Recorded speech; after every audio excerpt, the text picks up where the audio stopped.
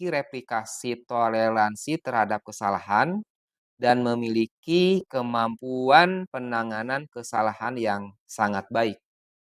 Kafka ini memiliki struktur yang simpatik ya atau peduli terhadap kos dari perangkat keras atau berdasarkan pengalaman itu minimum membutuhkan replikasi 3 pada setiap.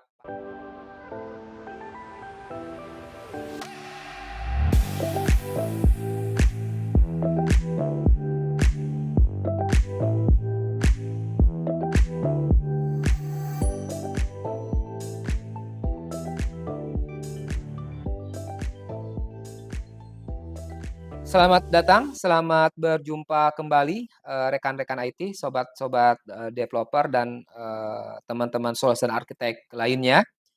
Selamat berjumpa kembali di channel The Legend Programmer. Seperti biasanya dengan saya Kang Legend. Kita akan melanjutkan pembahasan mengenai mendesain event-driven arsitektur. Kita masuk ke pembahasan keempat ya sepertinya. Kita akan membahas mengenai Kafka Broker lebih dalam. Kita telah membahas fundamental atau basic dari event driven serta basic dari Kafka ini di bagian 1, bagian 2 dan bagian 3. Nah, di bagian keempat ini kita akan berbicara mengenai kelebihan Kafka lebih dalam. Jadi judul kita kali ini adalah mengenai Kafka Broker itu melebihi sekedar message broker biasa. Selamat menikmati.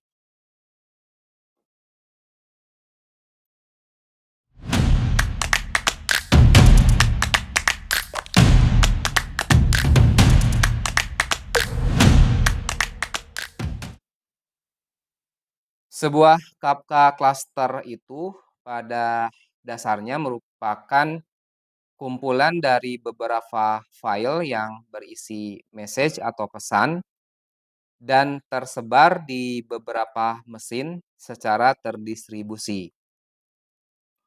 Sebagian besar dari kode Kafka ini melibatkan beberapa log yang saling terhubung satu sama lain, lalu mengarahkan pesan ini dari produsen ke konsumen secara handal atau secara durability. Kafka ini juga memiliki replikasi toleransi terhadap kesalahan dan memiliki kemampuan penanganan kesalahan yang sangat baik. Jadi, Kafka Broker ini adalah messaging system yang memiliki perbedaan dengan kebanyakan messaging system yang lain sebagai pendahulunya seperti sebut saja mungkin ActiveMQ dan RabbitMQ. Walaupun demikian, seperti beberapa teknologi yang lain, pastilah Kafka Broker ini memiliki kelebihan dan kekurangan. Pada awalnya, Kafka Broker ini seperti telah dijelaskan di beberapa video sebelumnya, Kafka ini dibangun untuk mendistribusikan kumpulan data atau kumpulan message di sebuah professional media network, LinkedIn, dan beroperasi dalam skala yang sangat besar untuk menghadapi berbagai tantangan kegagalan dan kesalahan dari sistem mereka. Oleh karena itu, si arsitektur dari Kafka Broker ini sebenarnya diturunkan dari sistem penyimpanan big data ya, seperti HDFS atau Hybase atau database Cassandra. Bahkan Kafka ini bukan diturunkan dari traditional messaging seperti yang telah mengimplementasikan JMS atau Java Message Service ataupun bukan dari, messaging yang, mengimplementasikan AMQP atau Advanced Message Queue, Protocol. Jadi, Kafka Broker ini merupakan sebuah message broker dengan pola pendekatan yang baru, pola pendekatan, implementasi messaging yang, berbeda daripada, message broker, pendahulunya.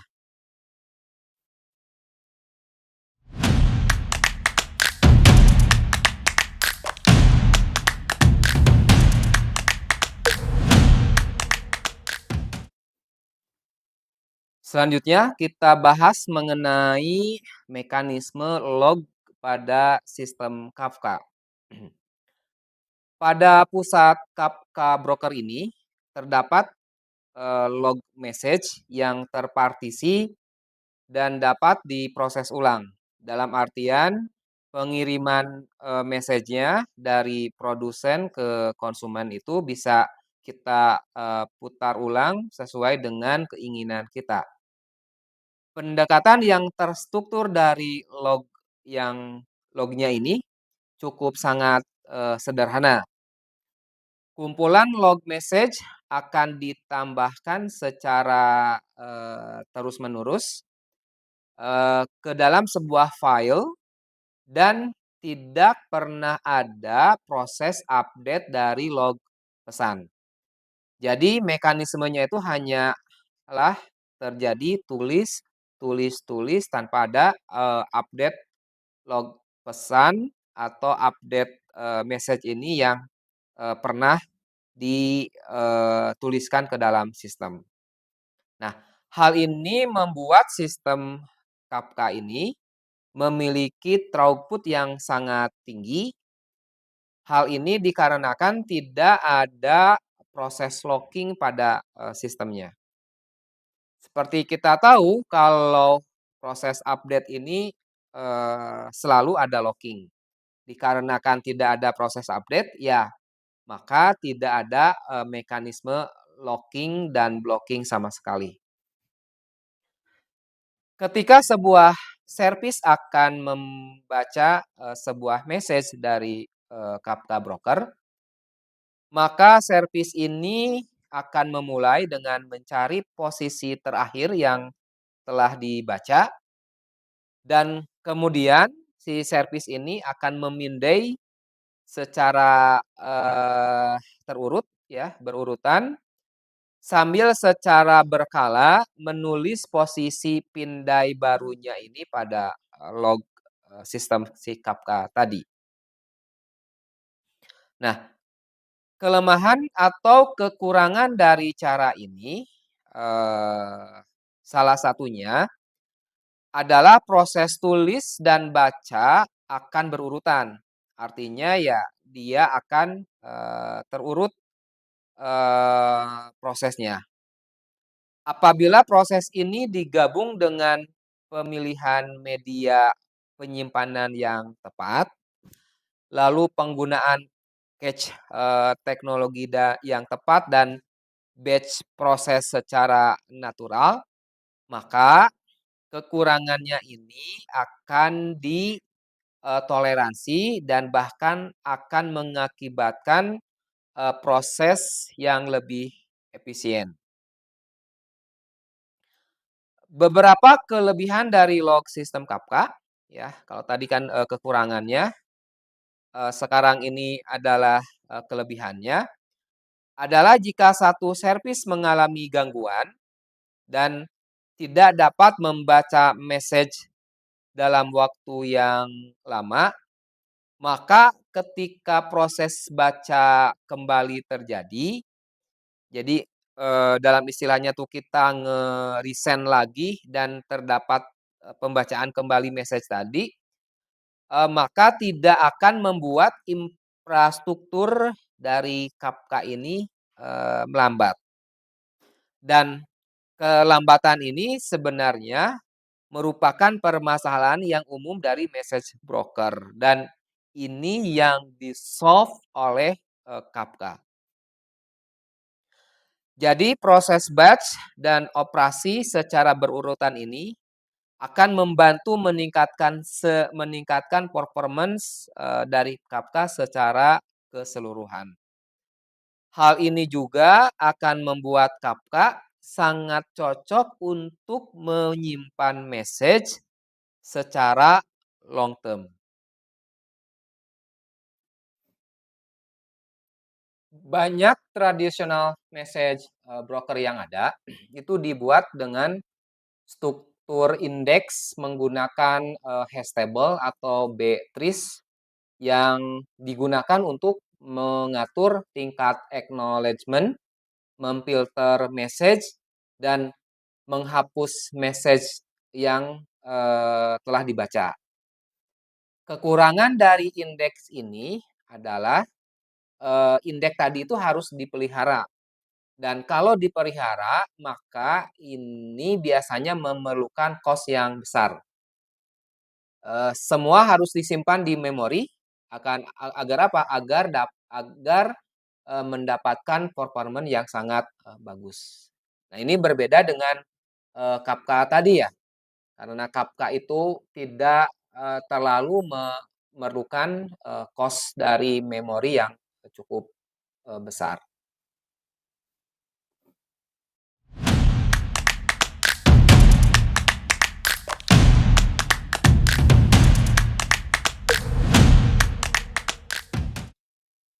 Baik, selanjutnya kita bahas, tingkat scalability pada Kafka yang sifatnya linear ya, eee, yang merupakan salah satu kelebihan dari si Kafka ini. Tadi sudah dijelaskan bahwa, Kafka ini memiliki struktur yang simpatik ya atau peduli terhadap, cost dari perangkat keras atau cost dari hardware yang kita gunakan. Nah, eee, apa ya, peduli akan, perangkat keras, tetapi dapat menangani pengiriman message dengan, lebih baik bahkan. Nah, akan tetapi pada kenyataannya, Kafka ini memiliki banyak sekali log yang terdistribusi. Menyampaikan setiap message dengan bagus, melakukan replikasi, dan menangani segala kesalahan dengan baik. Nah, maka dengan demikian pastilah dibutuhkan sebuah teknik skalabilitas yang dapat mendukung itu semua. Jadi, pendekatannya tuh pasti tidak simpel, tidak mudah dan, saya yakin tuh, cukup sangat, canggih yang mengakibatkan si Kafka ini murah secara infrastruktur atau secara hardware, tetapi, tetap memiliki, quality yang tadi disebutkan. Pada dasarnya kita dapat menjalankan Kafka Broker ini pada satu mesin saja. Artinya ya kita bisa menjalankan dalam satu, single single alone dari sebuah, mesin, tetapi, ya sangat disarankan untuk membangun, sistem Kafka ini atau Kafka Broker ini dalam, klaster yang minimal, eee, 3 3 atau ya minimal 3 kalaupun maksimumnya itu ya dalam hitungan ratusan dengan, memfokuskan atau diutamakan, direkomendasikan jumlahnya itu selalu ganjil. Nah, kenapa harus selalu ganjil? Sebenarnya ini merupakan sebuah rahasia dalam, sistem, infrastruktur bahwa selalu memilih untuk ganjil, salah satunya adalah nanti menghindari terjadinya, split brain, problem. Ya, jadi kalau genap itu kalau ketika ada problem itu, dimungkinkan nanti, kita tuh, otak otak dari, sistemnya itu, terbagi. Nah, kalau ganjil ini, eee, kemungkinan terjadinya itu sangat kecil. Nah, sebenarnya saya juga mengenai, permasalahan split brain problem ini sudah menulis dalam, tulisan medium tersendiri, tapi memang belum divideokan, ya mungkin suatu saat bisa kita jelaskan lebih detail. Oke, selanjutnya, pada saat kita menulis dan membaca, suatu topik, maka kita pada dasarnya itu melakukan, pembacaan pada semua sistem atau node yang ada. Nah, dengan demikian proses call out-nya itu, sangat sederhana, tinggal apa, tinggal tambah mesin atau node, registrasikan dan, proses penyeimbangan akan terjadi. Maksudnya itu apabila kita menambahkan satu server baru atau node baru, maka nanti setelah terregistrasi akan, terjadi rebalance secara otomatis. Konsumer juga nanti akan berjalan secara, paralel dalam satu topik dan, biasanya si konsumen ini akan disebar, didistribusi, didistribusi message-nya ke konsumer tadi, tetapi dalam satu grup tertentu. Jadi bisa dilihat dalam, gambar nanti ada, eee, beberapa konsumen atau consumer yang akan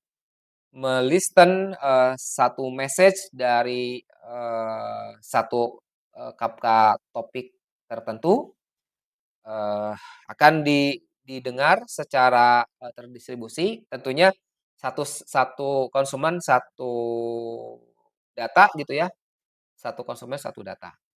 Atau bisa juga dikelompokkan menggunakan consumer group, seperti itu.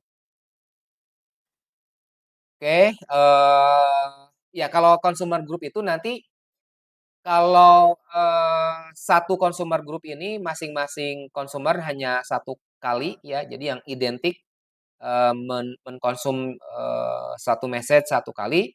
Nah, kalau berbeda consumer group, maka bisa sama ya, satu consumer group dengan consumer group yang lain itu bisa,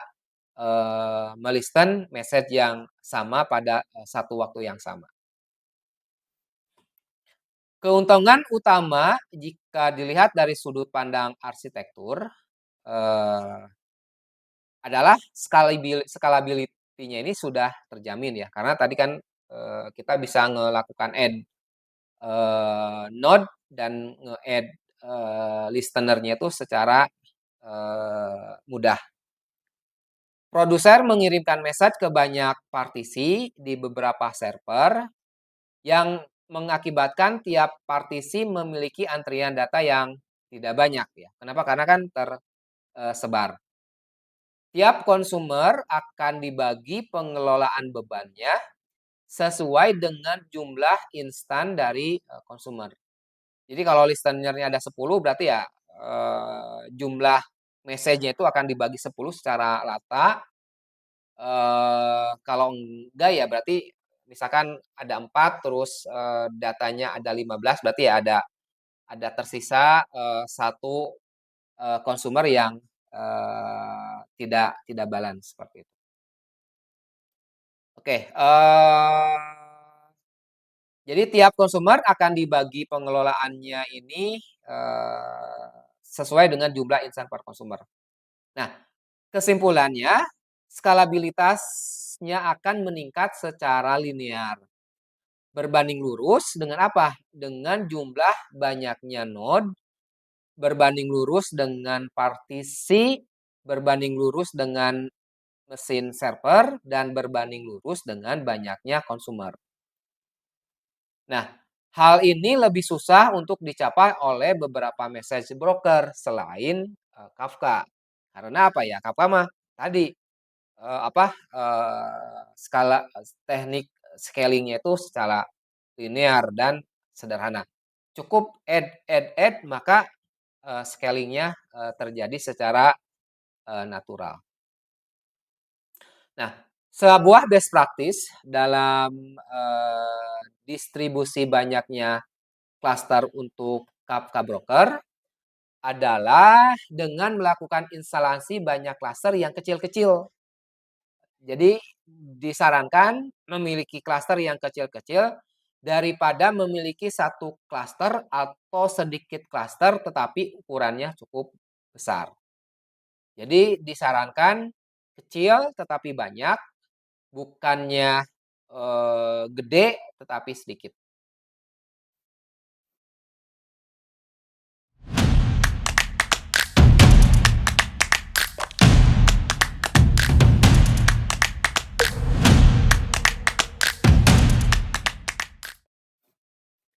Oke, selanjutnya mungkin ini salah satu fitur yang baik yang ada di dalam, Kafka, yaitu pemisahan load atau workload dari, sistem yang, ada di lingkungan, banyak service. Nah, arsitektur berbasis service, secara definisi adalah multi tenant ya. Multi tenant cloud adalah arsitektur cloud computing yang memungkinkan konsumer dapat dibagi atau dapat berbagi sumber daya komputasi di publik atau di private cloud. Nah, data masing-masing, penyewa ini terisolasi dan tidak akan terlihat oleh penyewa lainnya. Nah, akan tetapi hal ini akan mengakibatkan nanti, potensial dari munculnya, denial of, service attacks ya, yang mengakibatkan penurunan performance service lain dan, ketidakstabilan oleh, satu permasalahan dalam satu service tertentu. Nah, untuk membantu hal tersebut, ya karena, si Kafka ini tadi disimpan di yang multi tenant, yang, dia akan dimungkinkan menerima, problematika ketika, service orang lain itu dihajar, dengan concurrent tinggi. Nah, service kitanya, terkena impact.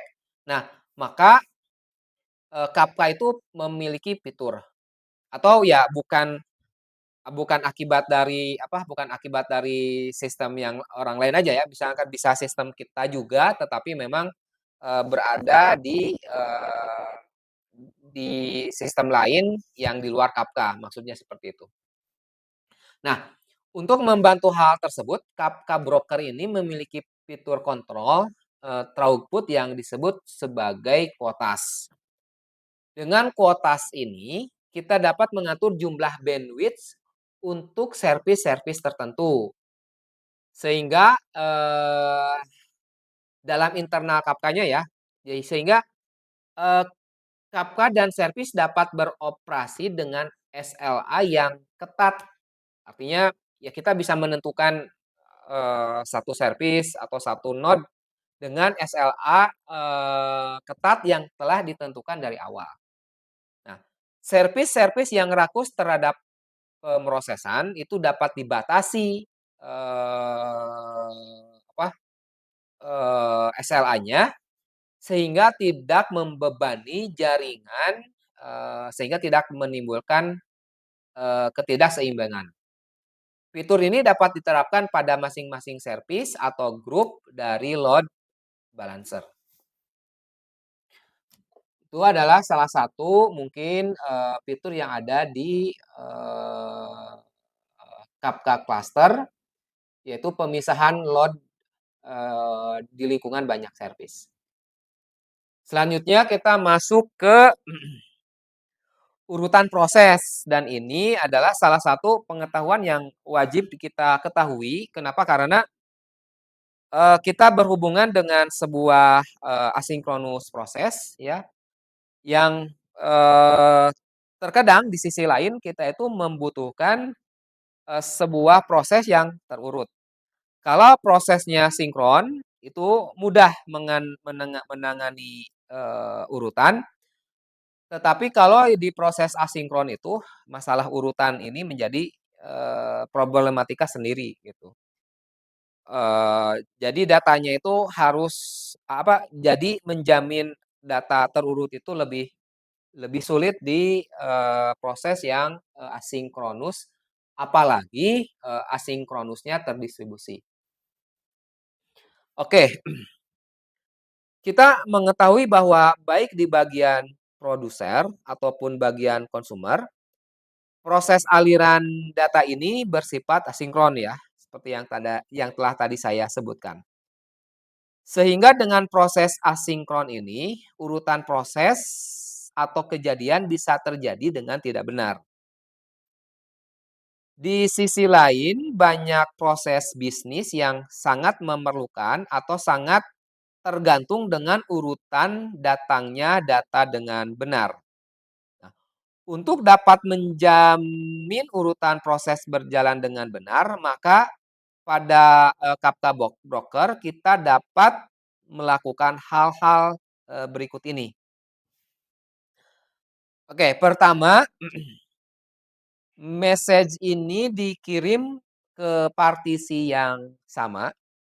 Artinya untuk menjamin urutan kita harus mengirim message ini ke partisi Kafka yang, sama untuk jenis atau kategori message yang sama.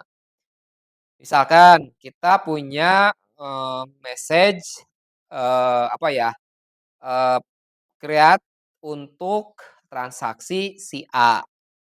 Maka untuk menjamin transaksi si A ini terurut, nah maka untuk kategori transaksi si A kita harus kirim ke, topik yang sama. Kafka menjamin partisi yang sama ini akan terurut dengan benar, tetapi dia tidak bisa menjamin urutan apabila kita, menyimpan message dalam partisi yang berbeda. Nah ini, dijelaskan lagi, sebagai contoh untuk proses update data konsumer, maka setiap perubahan konsumer tertentu harus dikirim ke partisi yang sama. Nah, biasanya pendekatannya kita bisa, memasukkan, key dari datanya tadi ya, primary key datanya tadi, akan kita lakukan, hashing, dengan algoritma murmur, 2. Nah, kita gunakan murmur hash, nah lalu nanti itu akan terpilih, satu, partisi key tertentu. Nah, kita arahkan ke partisi tadi, tersebut. Jadi, pemilihan partisinya akan dynamic dan pengarahannya itu dihasilkan dari, proses algoritma menggunakan murmur hash tadi. Oke, kedua, eee, terkadang mengirim message dengan key tertentu, agar terurut itu tidak cukup. Kenapa? Karena pengiriman pesannya ini bersifat global. Umumnya hal ini terjadi ketika proses migrasi dari sistem lama yang mengharuskan urutan global terjamin. Nah, kalau hal ini terjadi, mau tak mau kita hanya bisa menggunakan satu partisi topik saja, yang tentunya hal ini akan dibayar dengan, throughput proses yang terbatas.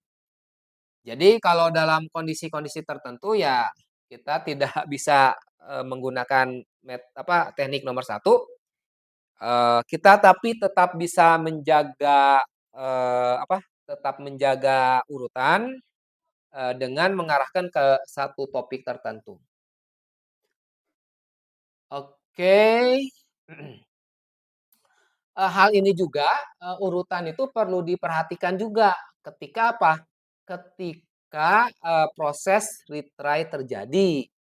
Proses retry terjadi yang dilakukan di produser. Kenapa? Karena, retry ini cukup penting untuk apa? Untuk menjamin keyakinan kita bahwa message ini kirim ke produsen dan tersimpan dalam, lognya. Nah, akibatnya kan terjadi retry. Nah, kalau retry ini maka dimungkinkan terjadi duplikasi pengiriman, data. Nah, kalau sudah ada retry duplikasi pengiriman data ya, kadang urutan datanya nanti bisa, eee berbeda. Nah, hampir dalam semua kasus kita akan mengaktifkan retry di bagian produser. Dengan ini maka jika terjadi kesalahan pada network, atau misalkan terjadi proses garbage collection yang lama atau kegagalan lainnya, message-nya itu masih dapat terkirim melalui proses retry, ini.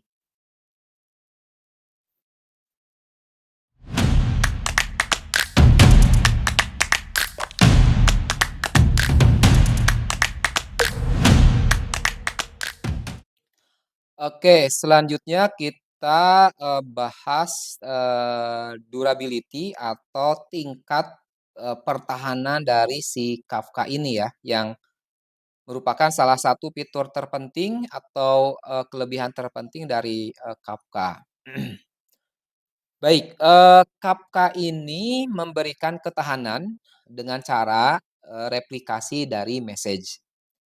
Message akan ditulis secara tersebar ya di beberapa mesin yang, tentunya dapat kita konfigurasi. Bahkan, si mesinnya ini bisa tersebar di berbagai region ya, kalau kita menggunakan, apa istilahnya tuh, provider, dari, cloud provider yang mereka memiliki, ketersediaan di berbagai region. Jadi tidak hanya terfokus di salah satu negara aja, bahkan mesin-mesin dari Kafka-nya ini bisa, tersebar di berbagai negara, yang, terpisah, satu sama lain. Sehingga kalau ada kondisi-kondisi tertentu, misalkan, kebakaran di satu daerah, maka kita aman. Kenapa? Karena kita masih bisa mendapatkan sistemnya itu di tempat, lain. Oke, nah jadi message ini akan ditulis secara tersebar di beberapa mesin yang tentunya dapat kita konfigurasi. Dengan demikian, kita memiliki cadangan message pada mesin-mesin yang lain. Nah, jika kita konfigurasi faktor replikasinya 3, maka maksimum kegagalan yang masih ditolerir atau masih aman adalah, 2. Semakin banyak, replikasinya, maka, dia itu akan, semakin menjamin, tingkat, keamanan kalau terjadi, kegagalan. Jadi kalau 3 itu ada, 2 kali problem, masih ada satu cadangan mesin lagi. Ya umumnya tadi ya jumlah replikasi minus satu. Konfigurasi terbaik untuk data-data itu yang apa, data-data yang sangat penting, berdasarkan pengalaman itu minimum membutuhkan replikasi 3 pada setiap partisi dan penentuan replikasi ini harus selesai sebelum melanjutkan proses pengiriman, data, selanjutnya. Dan, kita konfigurasi, pada Kafka-nya ini benar-benar sangat disarankan. Jangan lupa, proses retry juga harus kita lakukan, seperti yang telah dijelaskan pada penjelasan, sebelumnya. Pertama tadi replikasi, kedua, di di didukung dengan, proses, retry, yang bisa kita lakukan. Untuk yang data, sangat penting, kita harus melakukan penyimpanan data ke dalam disk secara sinkron. Jika hal in secara sinkron, jika hal ini, kita lakukan, maka kita harus perhatikan cara implementasinya. Kenapa? Karena secara sinkron ini, pada umumnya akan menurunkan throughput secara, drastis. Jadi di Kafka itu bisa di-setting, penyimpanan data ke dalam disknya itu bisa sinkron atau asinkron. Untuk membantu kasus ini, maka kita dapat meningkatkan maksudnya ketika kita menggunakan, pendekatan penulisan, ke disk secara sinkron, nah untuk membantu, problemnya tadi, kita bisa meningkatkan ukuran batch di produsen, eee, untuk meningkatkan proses penyimpanan ke dalam disk. Artinya kita bisa mengatur, mengkonfigurasi, mengkondisikan, ukuran batch, pengirimannya. Karena kalau, proses asinkron ini menyimpan database yang gede-gede, nah maka biasanya prosesnya itu menjadi lebih lama. Kenapa? Karena satu satu proses ini kan akan ngeblok proses yang lain. Nah, datanya tadi gede-gede sehingga ya, waktu tunggunya, cukup lama. Jadi lebih disarankan batch prosesnya banyak tetapi ukurannya tuh kecil. Oke.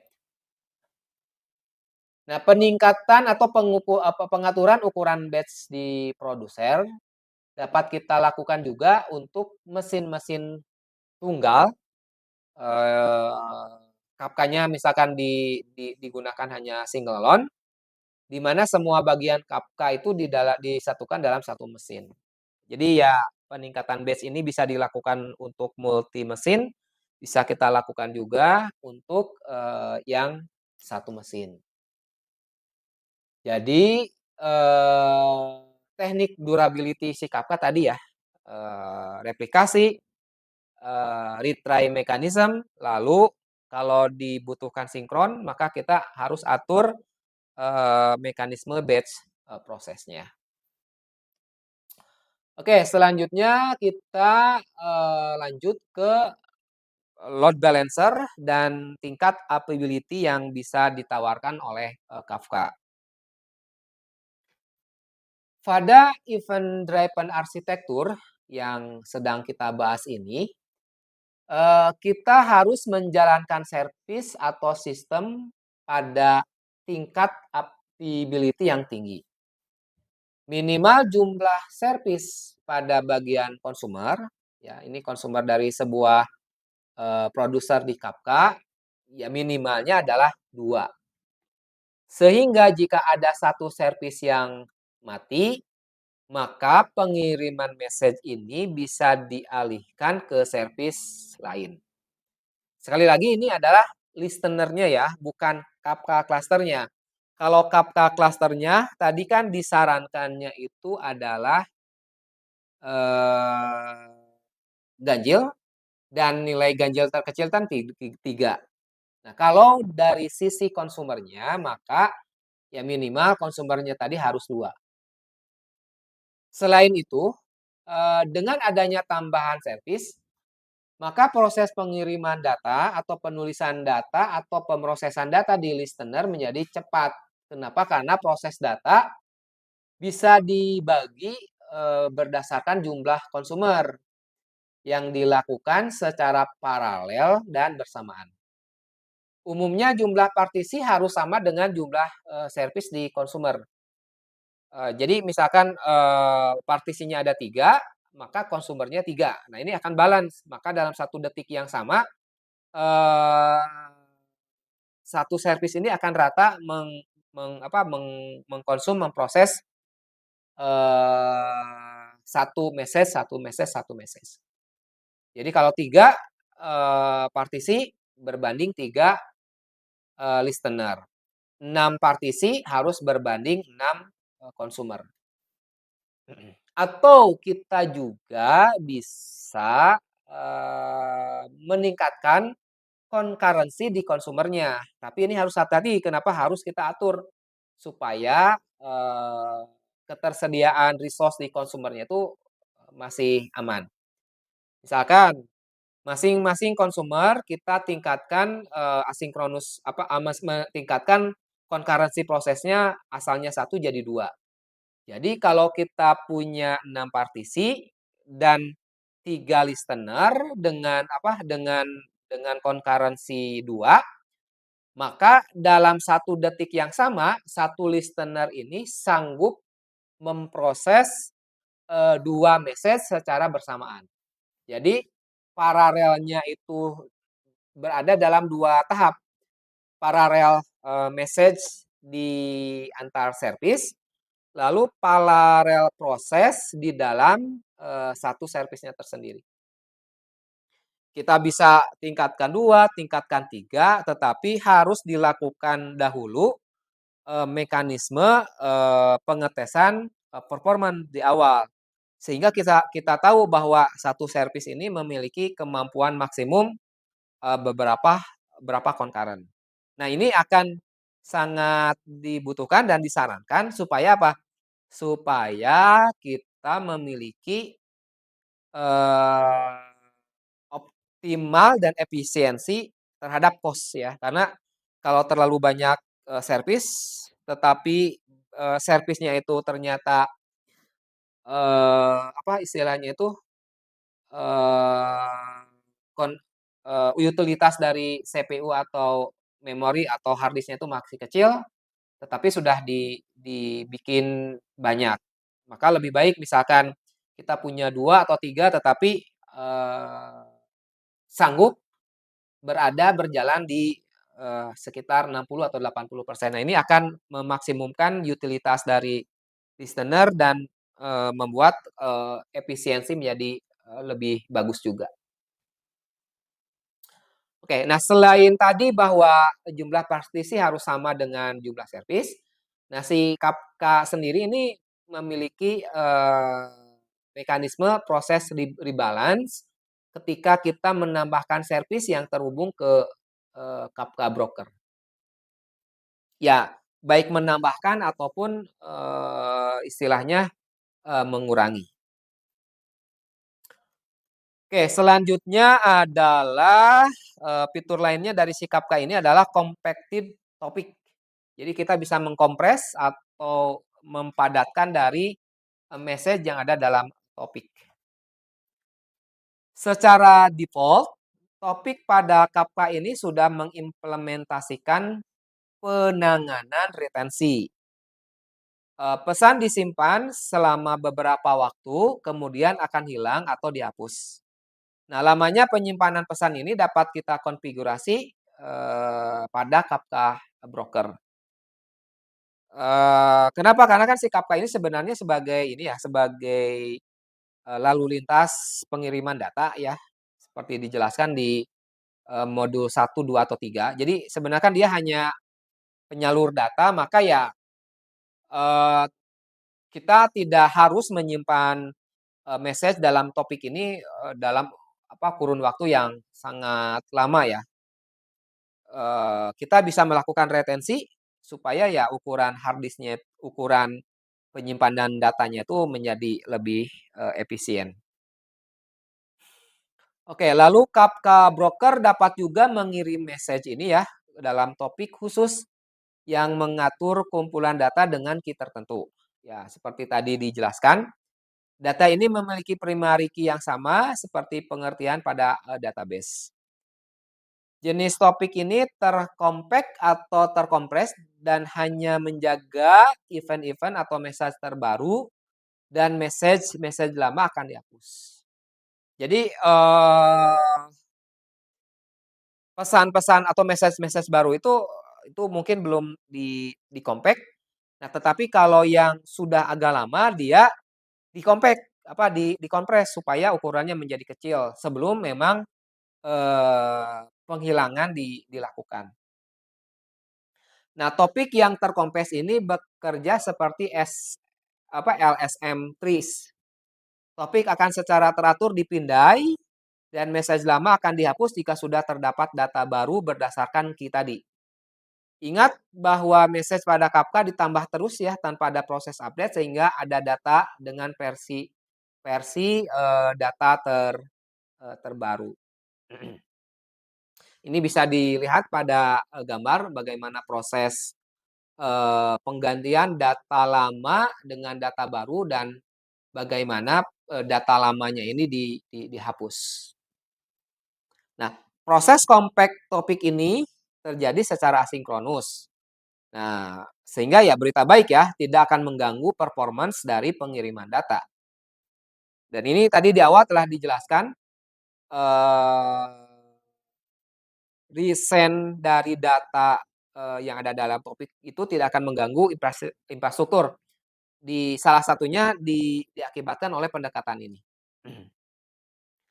Topik terkompres ini juga selain memungkinkan kita melakukan beberapa optimalisasi, kita juga dapat menjaga pertumbuhan message tadi ya dengan melakukan penghapusan beberapa message yang sudah tidak diperlukan.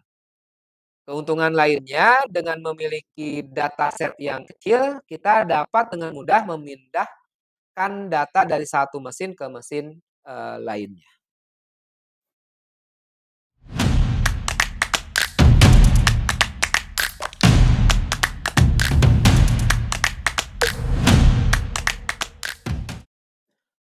Oke, selanjutnya kita, masuk ke, fitur atau kelebihan Kafka lainnya. Kita ada, 2 lagi pembahasan. 2 terakhir adalah, penyimpanan data waktu yang lama pada Kafka. Seperti telah tadi dijelaskan di penjelasan di atas ya, penjelasan sebelumnya, eee, dan penjelasan di, chapter atau bagian 1 atau 2 bahwa Kafka Broker ini berfungsi sebagai penyimpanan data juga ya, penyimpanan database.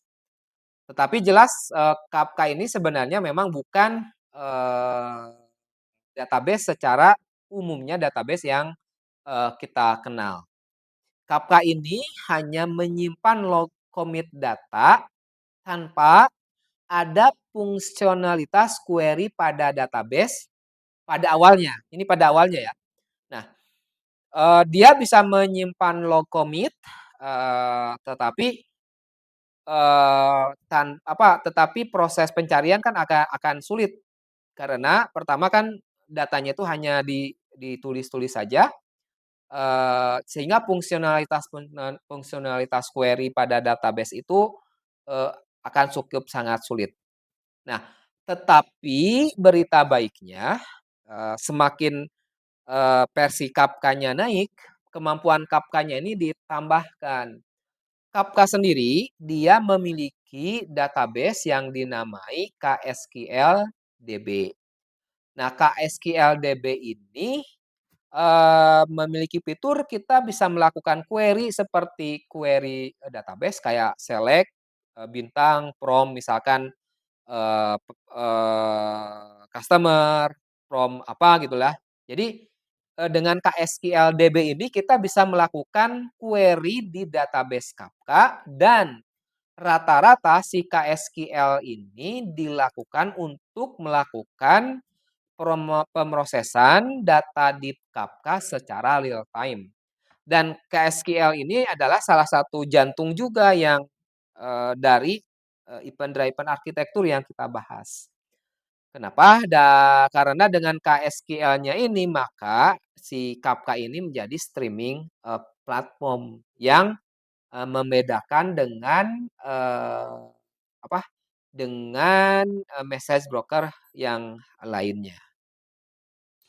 Oke, jadi itu, dia tetap bisa dilakukan sebagai penyimpanan data dan memiliki kemampuan juga sekarang ini untuk, query.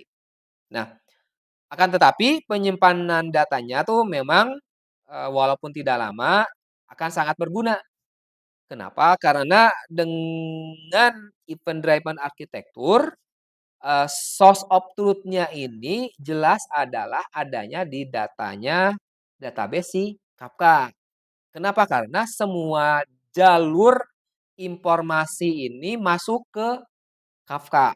Dengan demikian si KSQL-DB ini menjadi source of truth yang bisa kita share di semua bagian dari sistem yang kita punya.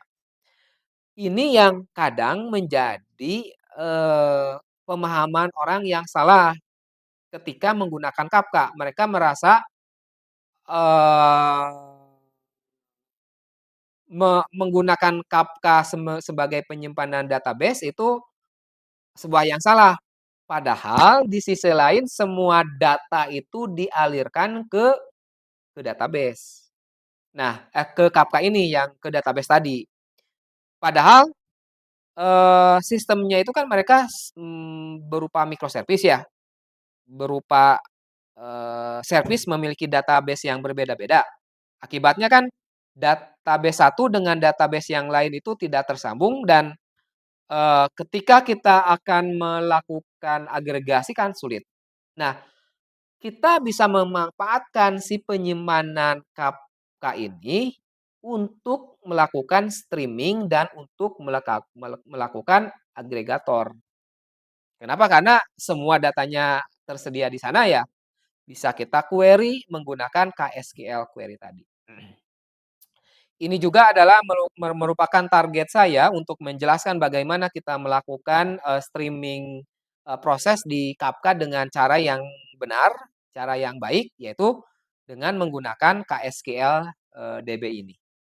Tunggu saja teman-teman kita, eee luangkan waktu video tertentu membahas lebih dalam mengenai KSQL, DB di luar 10 video mengenai, bagaimana cara ngedesain, event driven, arsitektur dengan bantuan Kafka. Oke, kita lanjut. Data dapat kita simpan pada topik, biasa yang bagus untuk proses audit log dan untuk event source. Data dapat kita simpan sebagai topik yang terkompres tadi ya, yang bagus untuk mengoptimalkan penyimpanan dan mengurangi, footprint. Kita juga dapat menggabungkan keduanya sehingga mendapatkan kelebihan dari masing-masing jenis topik tadi dan mengelola dengan Kafka Stream. Nah, yang ini yang akan kita nanti bahas lebih lanjut. Nah, teknik penggabungan ini dikenal sebagai lattice version, pattern. Jadi, ada pattern tersendiri bagaimana menggabungkan antara tadi ya, topik-topik yang bagus untuk, audit log tanpa kompres digabungkan dengan, topik-topik yang kompres. Selanjutnya nih terakhir adalah security. Security adalah sesuatu hal yang wajib selalu ada di setiap, sistem dan Kafka sendiri memang, pasti telah, support mengenai security. Kafka memberikan fitur keamanan dengan level enterprise security sebenarnya, baik itu di level autentifikasi ataupun di level autorisasi. Klien autentifikasi dapat menggunakan, Kerberos ataupun TSL. Selain itu, network komunikasi dapat kita enkripsi juga dan ada fitur seperti pada sistem unik yang dapat mengontrol user mana yang dapat mengakses data-data tertentu. Jadi ini selintas ya mengenai security, yang bisa saya sampaikan. Eee, Teman-teman sebenarnya bisa membaca atau mempelajari lagi mengenai fitur-fitur, si Kafka ini pada apa ya, pada, website-nya baik itu dari, Apache Kafka atau dari Confluence. Di sana tuh bisa kita, baca dan pelajari lebih, mendalam. Jadi itu teman-teman, Kafka Broker, melebihi sekedar dari message broker. Dan ini yang menjadi, si Kafka ini memiliki kelebihan dari, dari message broker yang lainnya.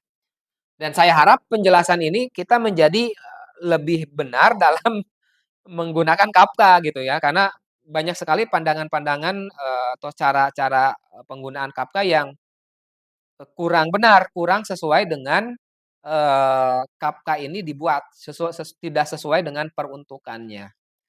Mudah-mudahan dengan penjelasan ini teman-teman mendapatkan insight baru dalam, penggunaan Kafka dan, saya harap, teman-teman dapat, eee menerima, apa ya, ilmu yang lebih dari penjelasan kita kali ini. Sebagai penutup, eee, mungkin, minta bantuan ke teman-teman apabila, video kali ini, penjelasan kali ini sangat merasakan manfaatnya, tolong di-like, tolong di-share ke teman-teman, lainnya. Kenapa? Karena, dengan, kontribusi teman-teman, seperti like, share, dan subscribe ini akan membantu, kami untuk dapat meningkatkan layanan yang bisa kami berikan. Sekian, teman-teman semua, terima kasih atas, waktunya, selamat berjumpa kembali di waktu yang lain. Bye-bye. Assalamualaikum warahmatullahi wabarakatuh.